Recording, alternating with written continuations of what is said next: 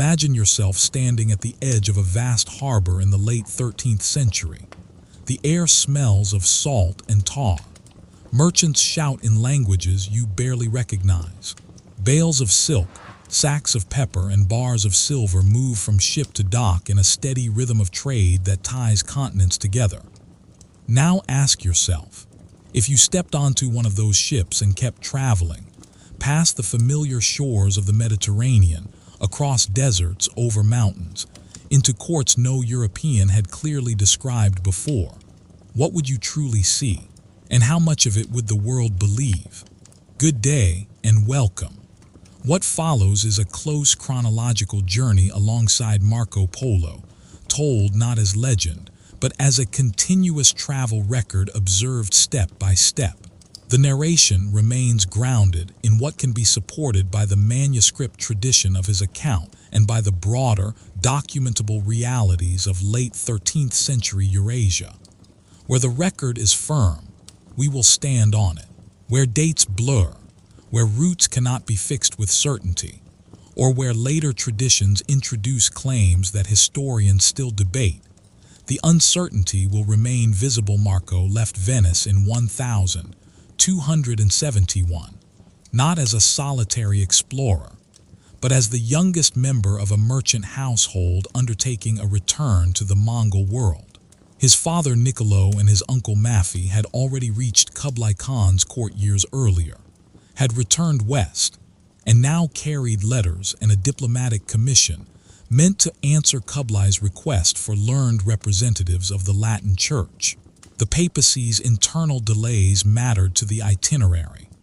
The Polos waited in the Mediterranean world for a new pope, and when Gregory X was elected, someone they had met previously in the Levant, their documents were regularized, and the journey resumed with the authority of sealed letters rather than informal promises.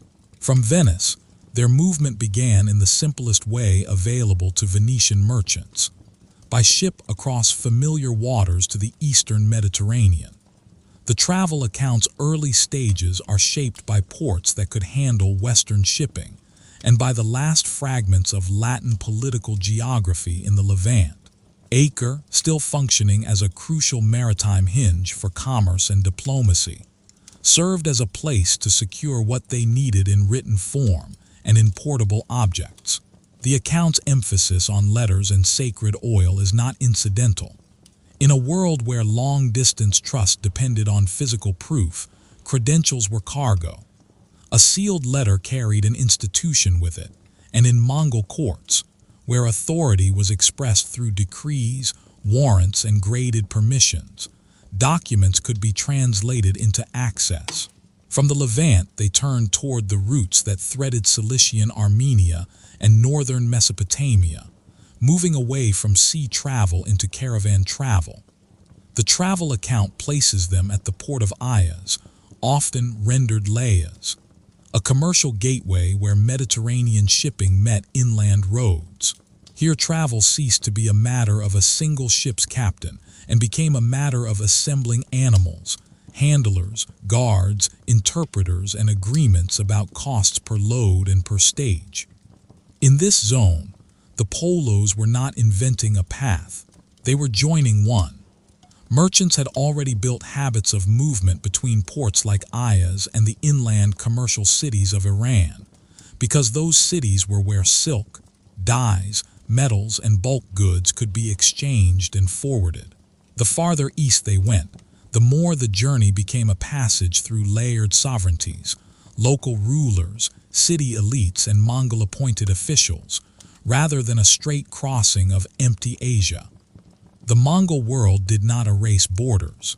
It often rearranged who took tolls and who issued safe conduct.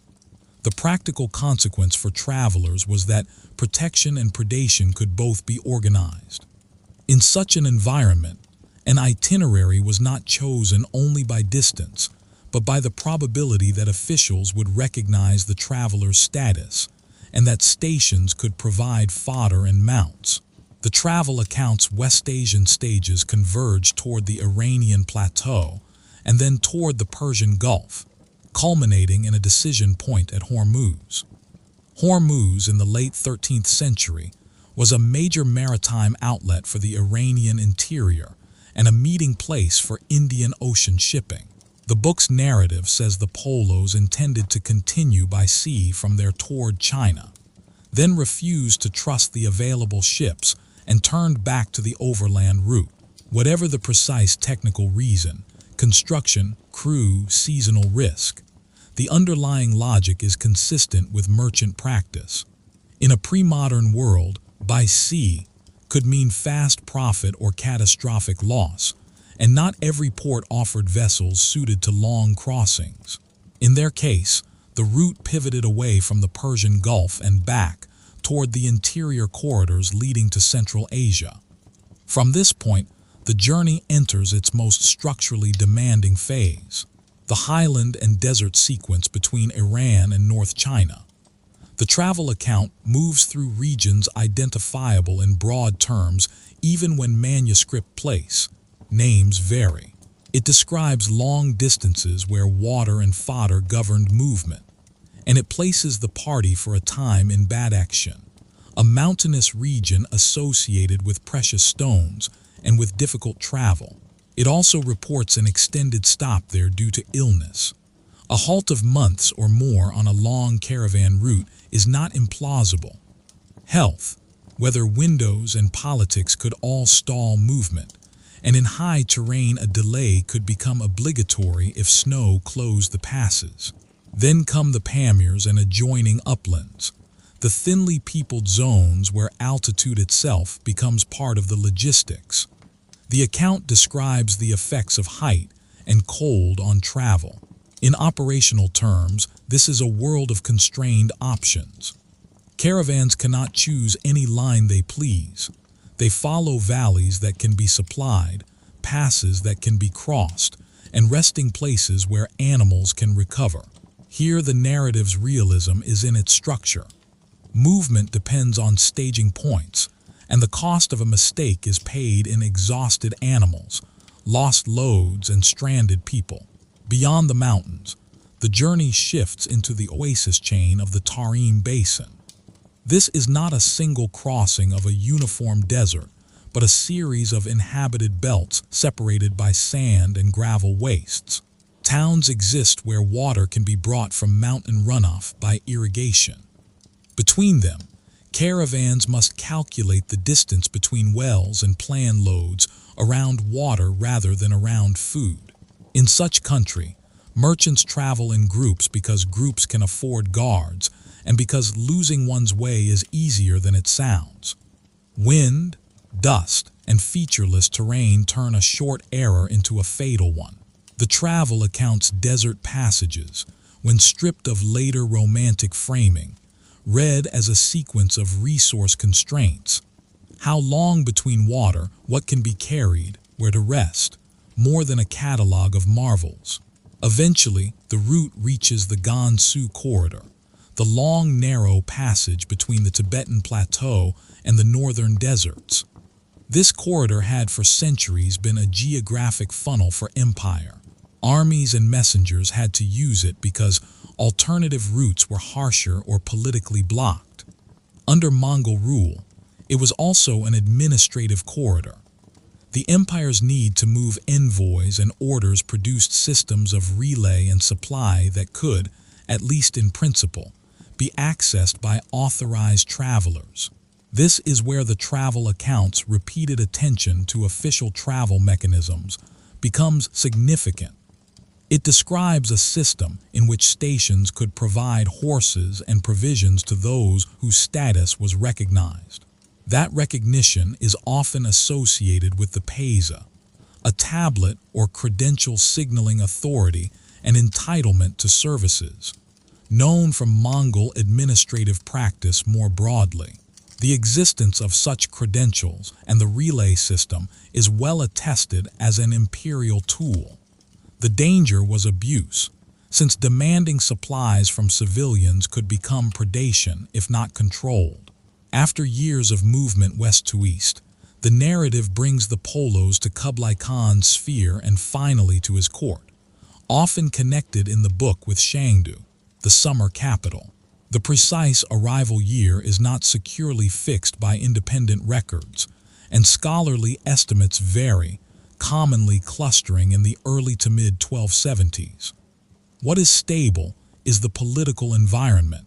Kublai Khan, ruling as Great Khan and as founder of the Yuan dynasty, presided over a court that absorbed foreign specialists and valued information, trade, and administrative capacity. To enter such a court was not to step outside bureaucracy, but to step into its center.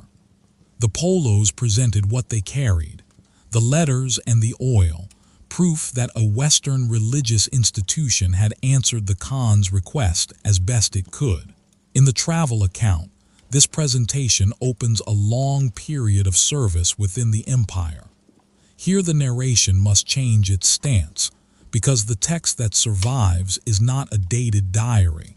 It alternates between claimed personal movement and descriptive surveys of provinces, cities, and revenues. Some later traditions elevate Marco's role into specific posts that have been challenged against Chinese administrative documentation. The safest historically accurate approach is to report what the account claims: service, missions, wide travel, without asserting specific offices as settled fact when they are not. Within the narrative, the machinery of Yuan rule appears most clearly in the systems Marco describes rather than in dramatic episodes. He describes paper money and its enforcement, notes produced under state authority and accepted by compulsion as well as convenience. For a traveler, this changes the nature of carrying wealth. Coins are heavy and attract theft. Notes are light but depend on state credibility and on the threat of punishment for refusal. The account also describes the fiscal importance of salt, treated not just as a commodity but as an administrative apparatus. Licensed production, controlled transport, monitored markets, and predictable revenue, whether one accepts every number transmitted through the manuscripts or not. The structural point is historically grounded. Salt monopolies in China were among the most important long-term fiscal instruments available to states, and they produced both bureaucratic routines and opportunities for corruption and smuggling. The court in the account is not a static palace scene. It is connected to roads, stations, and supply lines. A capital like Khanbalik, associated with what is now Beijing, could not be fed by the nearest fields alone. Its stability depended on grain movement, warehousing, and market regulation, and on the ability of officials to compel transport and account for losses. The travel account repeatedly returns to these operational concerns: how goods move, how officials travel, how orders arrive, how a ruler's will becomes a sequence of stamped instructions carried along a route and enforced at the next station. When the account places Marco traveling as an envoy, the movements are presented as wide-ranging, including visits to the south and to maritime-connected regions. A strictly historical narration must keep the distinction between the text says he traveled there and we can independently verify he personally did. The book is a product of oral dictation and later copying. It's circulated in multiple manuscript families with significant variation, and modern scholarship treats the work as textually unstable in detail, even when it preserves valuable observations. Therefore, the most accurate way to stay close to the journey is to follow the book's geographic arc while avoiding invented scenes, invented conversations, or claims of certainty about assignments, and ranks not supported by external documentation. By about 1291, the narrative turns toward departure. Kublai Khan, aging and protective of experienced foreigners who understood his system, is presented as reluctant to let the Polos go. The book frames their exit as enabled by a specific mission: escorting a Mongol princess, often named Kirkirchin in later retellings, destined for marriage into the Ilkhanate in Persia. In the common version of the story, she was intended for Arghun Khan, and by the time the party reached Persia, Arghun had died. She then became connected with his successor's household. The broad outline: departure by sea from China with a diplomatic bridal convoy, arrival in Persian territory around 1293, and return to Venice by 1295, is widely repeated, though precise port-by-port reconstruction depends on how one reads the manuscripts and later interpretations. The return journey reverses the earlier logic. Instead of the overland caravan road into China, the account emphasizes maritime passage out of China. This was not a simple sailing home. It was a controlled transfer of high-status passengers and gifts, requiring ships, crews, provisions, and the timing of monsoon winds. The book's sea narrative, in its more sober reading, is again about constraints. What supplies can be loaded, where ships can reprovision, what coastlines are safe in which seasons, and how long a fleet might be forced to wait when winds shift. The account commonly places the fleet leaving from a southeastern Chinese port, often rendered in older European texts as Zaytun, frequently associated with Quanju in modern scholarship and popular retellings. From there, the route pushes into the South China Sea and onward into island Southeast Asia, with a significant episode around Sumatra in the narrative. A prolonged stay imposed by seasonal winds. In operational terms, this is plausible. The Indian Ocean monsoon system forces sailing schedules. Ships may have to remain for months to catch the winds needed to cross to the next stage. These are not narrative flourishes. They are the time structure of maritime Eurasia. As the fleet moved westward, the account continues through the Indian Ocean's linked basins, island chains, coastal markets, then the great subcontinent's maritime rim. The text's geography here is a mixture of reported travel and compiled merchant knowledge, coasts described by what they export, what they tax, what ships can load there, and what hazards sailors name. The closer the account stays to shipping realities, wind timing, supplies, coastal stages, the more it resembles an administrative report rather than a romance. This is consistent with how a merchant family would remember a long sea passage, not as a sequence of moods, but as a ledger of delays, provisioning points, losses, and survivals. Eventually, the narrative returns to Hormuz, closing the sea loop at the same Persian Gulf gateway that had once redirected them back to the overland route. From there, the journey becomes continental again, through Iranian cities where caravans could be hired and disputes mediated, then toward the Black Sea and Constantinople, and finally back across the Mediterranean world to Venice. In 1295, the Polos are said to have returned after roughly 24 years away, bringing wealth concentrated in portable forms, gems, and other valuables suited to long transport, because bulk goods are not carried home on a person's back. Not long after his return, Marco Polo entered another phase of his life that shaped how the journey became known: war, captivity, and dictation. During conflict between Venice and Genoa, he was captured and, while imprisoned, dictated his account to Rustichello de Pisa, a writer experienced in composing narrative. The resulting text, copied and recopied, circulated widely, and its many manuscript versions do not preserve a single fixed, original wording. This matters for historical accuracy because it explains why some place names vary, why some episodes appear or disappear across versions, and why the safest method is to keep close to the most consistent itinerary spine, rather than to insist on brittle details that the textual tradition cannot guarantee.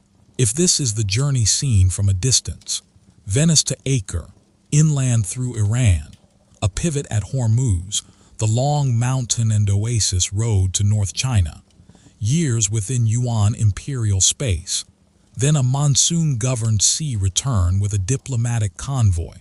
Its deeper historical meaning sits in the systems that made it possible. The Mongol world's relay networks, credentials, and fiscal apparatus did not make travel safe in an absolute sense, but they made certain corridors legible. They turned movement into something an administration could request, record, and sometimes enforce. Marco Polo's narrative, especially where it lingers on passports, stations, money, and monopolies, reads most strongly where it describes these mechanisms, because mechanisms are what a long-distance traveler truly meets. Not Asia as an abstraction, but the rules at the next station, the currency accepted in the next market, the toll demanded at the next bridge, the official seal that decides whether the journey continues quickly or slowly. He began as a passenger carried by family strategy and diplomatic paperwork. He moved as a caravan traveler governed by water, fodder, and season. He entered the Yuan realm where travel could be accelerated by institutional privilege and slowed by administrative suspicion. He left by sea because sea routes, when the winds allowed, could move high-status people and high-value cargo across distances that would take years on land. And he returned to a city that could turn experience into text, first as oral dictation in captivity, then as a manuscript commodity that moved through Europe's own networks of copying, translation, and resale. What the account presents next is not a pause after arrival, but a change of terrain. Once the Polos were inside Kublai Khan's sphere, travel stopped being a matter of bargaining with every local power and became, at least at times, a matter of moving along routes that the state itself used, roads with relay stations, warrants, and officials whose obligations were defined by imperial hierarchy. The system was imperfect and open to abuse, but it existed as an imperial instrument for moving messages and people. In the narrative, Marco is quickly treated as useful. That usefulness does not need to be imagined as favor or intimacy. It can be understood as function. A conquering dynasty ruling China through a mixed elite relied on interpreters, intermediaries, and men who could be sent where the court needed information and could return with a coherent report. The account says that Marco traveled on the Khan's business across multiple regions, including southern and eastern provinces, and that he learned enough languages to work as an intermediary. Modern reconstructions differ in how literally they take each claimed mission, but the broad pattern, years spent within the Yuan realm and wide movement attributed to him, matches the core shape preserved in the tradition. The places named in the narrative begin to repeat in a way that reveals the court's geography. Shangdu, the summer capital, appears not as a distant wonder but as a seasonal administrative node, a place the ruler moved to with a traveling apparatus of officials, guards, supplies, and paperwork, because governance in that system was mobile. The winter capital Khanbalik, identified with the region of modern Beijing, appears as a different kind of hub, where the empire's fiscal and transport systems converged. In a city like that, food supply is not background, it is policy. The traveler's attention is pulled toward how grain is moved, what kinds of documents authorize movement, how warehouses and market controls stabilize supply, and how state demands are imposed on producers and carriers. This is why the travel account lingers on money and monopolies. The description of paper money is framed as a procedure, materials, production under authority, issuance, and compulsion of acceptance. For a foreign merchant traveler, the crucial fact is not novelty, but the way a state turns a token into a universal instrument, by requiring that taxes and payments pass through it. The note becomes the hinge that links market life to government finance. Whether every detail in every manuscript is exact, the structural description is closely aligned with the yuan reality of paper currency as a state instrument, and with the larger Chinese tradition of monetary administration. The account's emphasis on salt has a similar logic. Salt is treated as a fiscal system, not a seasoning. Production sites, controlled routes, licensed sale, and a revenue stream that could support the court and its armies.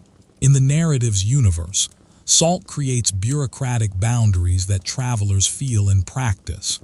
Where tolls are taken, where inspectors are posted, where official merchants have privileges, and where smuggling becomes both tempting and dangerous. It is the kind of information a traveler attached to the court could learn, because it was embedded in how officials talked about revenue and discipline. When the account turns southward, it does so as if following the grain and tax geography of the empire. It describes large cities, dense agriculture, and waterborne transport, because in the south the decisive infrastructure is not the camel road but the river and canal. Goods move on barges. Warehouses and toll stations cluster along waterways, and a traveler's pace is shaped by locks, transshipment points, and the seasonal constraints of flood and low water. Even without pinning each named stop to a modern coordinate, the narrative's internal logic follows the spatial reality of China's transport economy. High-value goods and officials move quickly by established corridors, while bulk supply depends on organized water transport and administrative oversight. At the same time, the historical record outside the travel account is thin on the details of Marco's specific rank or office. Later claims, especially those that assign him a formal governorship, have been repeatedly tested against Chinese administrative documentation and remain disputed in scholarship and popular debate. The safest reconstruction is to treat the text's own claim as the ceiling. He was used as a court envoy and traveled widely, but the exact job titles are not securely recoverable. The most historically grounded way to narrate this period is to keep attention on what the account consistently shows. Movement through an empire where travel could be accelerated by recognized authority, and where the things a traveler notices are systems, currency, monopolies, courier stations, warehouses, and the administrative shape of cities. Over time, the narrative gives a sense of duration not by dates but by accumulation. The longer Marco stays, the less the journey resembles a crossing, and the more it resembles residence within a functioning state. The court is presented as a place that absorbs foreigners and then tries to keep them. In such a setting, leaving is not simply buying passage. It is obtaining permission, timing an exit so that it does not look like desertion, and finding a reason that fits the court's interests.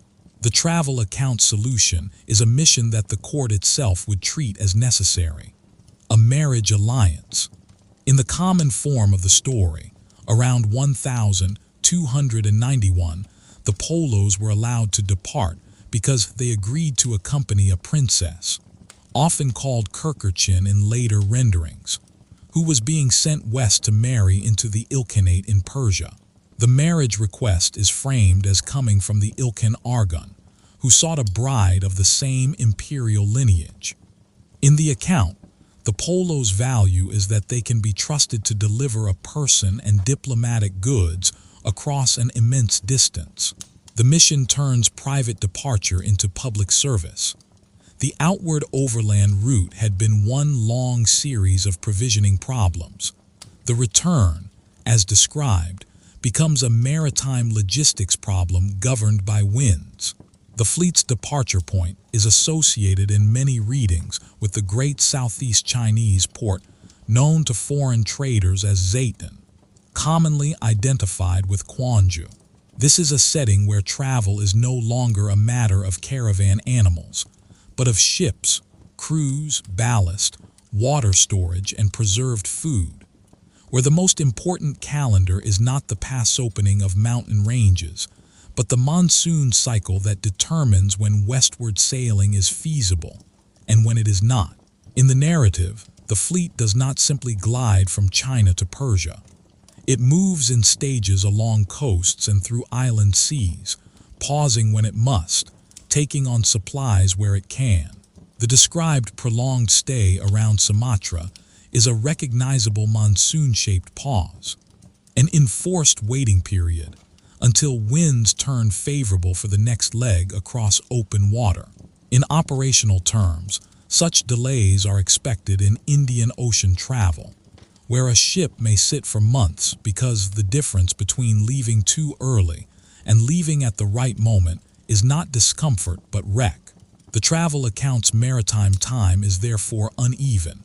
Fast runs when winds cooperate, long stagnations when they do not. Along the route, the account's way of describing places shifts to a sailor's and merchant's inventory.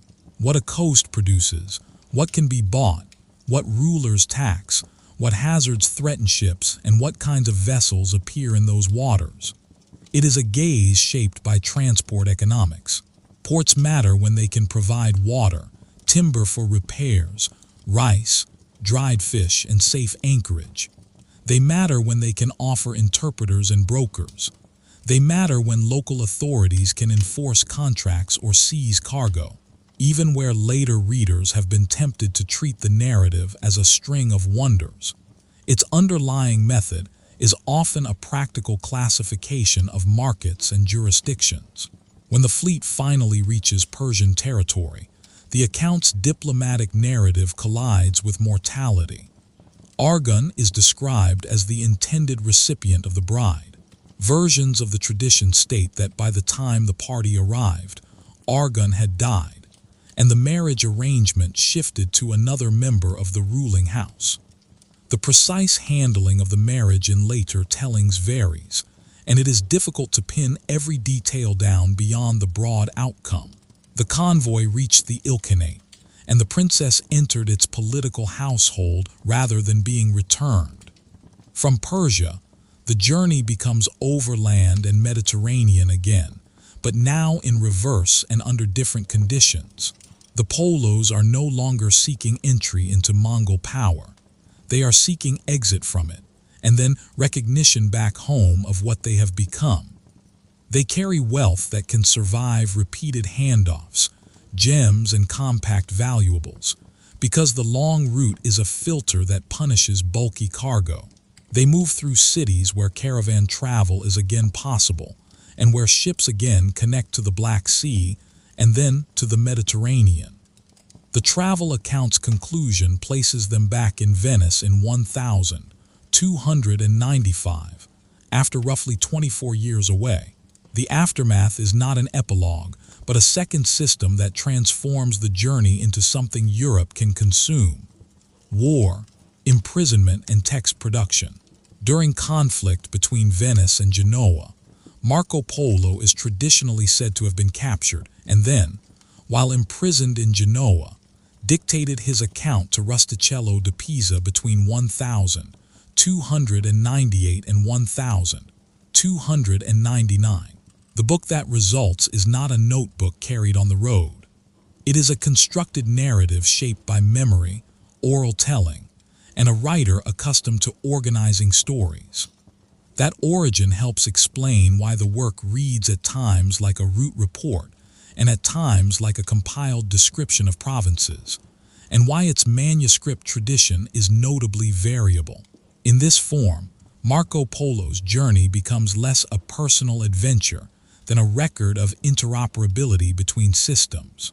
It shows how a Venetian mercantile family could enter Mongol diplomatic space with papal letters as credentials, how imperial relay mechanisms could convert status into speed, how fiscal institutions like paper money and salt administration structured what a traveler could buy and how he could move, and how monsoon timing could force months of waiting even for an official convoy. The narrative's most durable historical value is not in any single spectacular episode, but in this repeated convergence between mobility and administration. Every stage of the journey is determined by who controls documents, transport, and supplies, and by how reliably those controls can be made to work at the edge of an empire. After the convoy delivered the princess into the Ilkhanate sphere, the Polo's problem changed from survival to clearance. The long sea passage had carried them back to the western end of the Indian Ocean system, but it did not place them in a world where Venetian identity or Venetian law mattered. They were merchants and envoys moving across jurisdictions that still required permissions, escorts, and cash. And the safest roads were not always the straightest ones. From the Persian Gulf region, the most workable line back to the Mediterranean was the familiar commercial spine that linked Iran's interior cities to Mesopotamia, and then to the Levantan and Anatolian gateways. The travel account does not preserve a neat itinerary with dates, and later retellings sometimes compress this segment. But the logic of return is consistent with what caravan travelers could do. They moved through cities where animals could be hired, and where markets existed to convert portable wealth into provisions and passage. What they carried home was not a shipload of goods. It was value condensed into small, defensible forms, stones, jewelry, and other compact wealth, because every overland stage punished bulk with cost, delay, and exposure. By the time they began to approach the Mediterranean again, the political map was different from the one they had left a generation earlier, but the practical gateways were similar. Travel toward the eastern Mediterranean brought them back into the zones where Italian merchants, Greek authorities, and local rulers competed for tolls and influence. Ports mattered because a port could turn weeks of overland movement into days of sea travel, and because sea travel, while dangerous, could be purchased as a service rather than assembled as an expedition. A ship's departure depended on season and security, but it also depended on money and on the ability to secure a place on board. From the eastern Mediterranean, the route back to Venice was the route of any Venetian merchant returning with high-value cargo, westward across the sea lanes that Venice used to feed and enrich itself, back into the Adriatic, and into the lagoon. The account's common tradition places the family's arrival in Venice in 1295, after roughly 24 years away. The return did not end the journey's risk. Returning men were still vulnerable to local disputes, wartime seizures, and the problem of recognition. A city's memory is not always generous to those who have been absent long enough to become strangers. In Venice, their wealth mattered, but so did the city's political conditions. The late 13th century in the Italian maritime world was marked by intense rivalry, especially between Venice and Genoa. Merchant families were entangled in that rivalry because ships, cargoes, and captains were the tools of war as well as commerce. Marco Polo, no longer a boy leaving with his elders but a man carrying the prestige and spoils of distant courts, was drawn into Venice's conflicts. In the war with Genoa, tradition places his capture at sea and his imprisonment in Genoa in 1298. It is in captivity that the journey becomes a book. Marco did not leave behind a diary written day by day on the road. The text known in Europe as his travels arose from oral dictation, shaped into narrative by Rustichello di Pisa, a writer with experience composing long stories for audiences accustomed to marvels, moral examples, and ordered sequences of places. That origin is one reason the work reads the way it does. It often moves like an itinerary, then turns suddenly into a survey of a province's revenues or a city's production. It sometimes uses a traveler's voice to introduce information that could have come from observation, from hearsay at court, or from the compiled knowledge of merchants and officials. And because the text circulated rapidly through copying and translation, it survives not as a single fixed original, but as families of manuscripts with variation in wording, ordering, and place names. That is also why the safest way to understand the end of Marco's journey is not as a neat closure but as a transformation. The physical movement ends when he returns to Venice.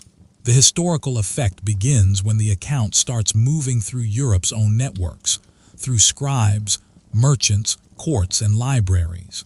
The book's details would be argued over for centuries. Whether particular places were accurately named, whether particular claims reflected first-hand experience or report, whether omissions mattered. Yet the overall arc remained durable because it matched a real-world structure that contemporaries recognized. The alignment, for a time, of Eurasian corridors under Mongol power, the existence of long-distance trade and embassy routes, the use of official warrants and relay stations for privileged travel, the fiscal machinery of the Yuan state, especially around money and salt, and the monsoon-governed reality of Indian Ocean sailing. After his release from captivity, Marco returned to Venetian life. He did not set out again for the court of the Great Khan. The journey that made his name remained, in practical terms, a single long circuit completed once. What endured was the record, imperfect, shaped by transmission, but rooted in the administrative and commercial mechanisms that made such a circuit possible in the first place. When later Europe read his account, it did not receive an intimate journal. It received an inventory of an interconnected world. Ports and passes, markets and monopolies, papers of authority and stations of supply, distances measured not only in miles but in animals, seasons, and the reach of governments. And that is where his journey finally ends, not at the last mile into Venice, but in the point where travel becomes a portable description that other travelers, merchants, and states could use.